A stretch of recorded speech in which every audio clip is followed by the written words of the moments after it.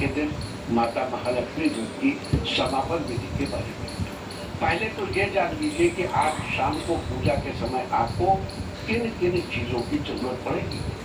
पूजा के लिए दो सूप चाहिए, 16 मिट्टी के दिए, प्रसाद के लिए सफेद बर्फी, फूल माला, तारों को अर्घ देने के लिए यथेष्ट पात्र, 16 गांठ वाला लाल धागा और 16 चीजें। हर चीज 16 की गिनती में होनी चाहिए। ऐसे 16 लौंग, जैसे 16 लौंग, 16 इलायची, 16 सुहाग के सामान आदि। और अब बात करते हैं पूजा विधि के बारे में। शाम को पूजा के लिए सबसे पहले अपने हाथ में वही 16 गांठों वाला धागा बांध जो आपने व्रत के पहले दिन बांधा था। फिर माता महालक्ष्मी के आगे 16 देसी घी के दीपक जलाएं और धूप दीप से देवी माँ की पूजा करें। साथ ही फूल चढ़ाइए और ध्यान रहे कि देवी माँ को कभी भी हर श्रृंगार का फूल नहीं चढ़ाना चाहिए। महालक्ष्मी की पूजा में हर श्रृंगार का फूल निषिद्ध है। फिर एक सूप में 16 चीजें 16 की संख्या में रखकर उसे दूसरे सूप से ढक दें और उसे माता के निमित्त दान करने का संकल्प करें। संकल्प के लिए ये मंत्र है, क्षीरो दानो संभूता लक्ष्मी चंद्र सहोदरा, यानी हे क्षीर सागर से उत्पन्न चंद्रमा की सगी बहन माता महालक्ष्मी, मैं ये सब कुछ आपके निमित्त दान कर रहा हूँ। इस प्रकार संकल्प लेकर उस सूप को वहीं रखा रहने के। अब दीपक में ज्योति जलाकर माता महालक्ष्मी के मंत्र का जाप कीजिए। मंत्र है, ओम श्रीं ह्रीं श्रीं कमले कमलालये प्रसीद प्रसीद, श्रीं ह्रीं श्रीं महालक्ष्म्यै नमः। आप पूजा शुरू करने से पहले ही इस मंत्र का अपनी इच्छानुसार संख्या में संकल्प लेकर रखिए।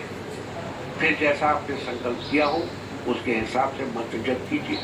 जप के बाद माता महालक्ष्मी की आरती कीजिए और उन्हें सफेद मिठाई का भोग लगाइए। इस प्रकार पूजा आदि के बाद तारों को जल से अर्घ दीजिए और आरती कीजिए। इसके बाद अगर आप विवाहित हैं तो अपने जीवन साथी का हाथ पकड़कर, अन्यथा स्वयं भी 3 बार उत्तर दिशा को मुंह करके पुकारिए, हे माता महालक्ष्मी मेरे घर आ जाओ, हे माता महालक्ष्मी मेरे घर आ जाओ, हे माता महालक्ष्मी मेरे घर आ जाओ। इसके बाद जो व्रती हैं वो अपने लिए और माता महालक्ष्मी के लिए अलग अलग थाली में भोजन निकालिए।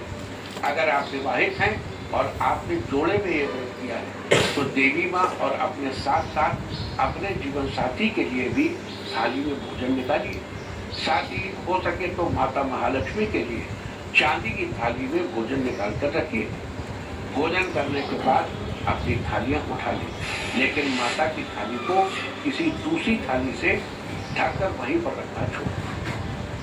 अगले दिन सुबह माता के लिए निकाली थाली का भोजन किसी गाय को खिला दें और सूप में रखा हुआ दान का सामान किसी लक्ष्मी मंदिर में दान करें। इसके अलावा 16 गांठों वाले धागे को अपनी तिजोरी में संभाल कर रखिए। इस धागे को अपने पास रखने से आपके घर में धन धागे की कभी कमी नहीं होगी और आपके घर की सुख समृद्धि बनी रहेगी। ये सब बातें तो है नियम के तहत। एक चीज नियम छोड़कर, यानी थोड़ी सी हटकर, वो ये कि आप जब माता महालक्ष्मी की थाली लगाएंगे और अगले दिन सुबह उसे उठाएंगे तो दोनों समय उसे ध्यान से देखिएगा।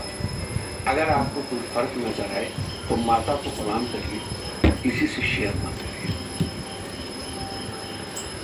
तो ये थी माता महालक्ष्मी के व्रत के समापन विधि की चर्चा। इसके अलावा कुछ ऐसे खास उपाय भी हैं जिन्हें आप करके अपनी संपदा में बढ़ोतरी कर सकते हैं।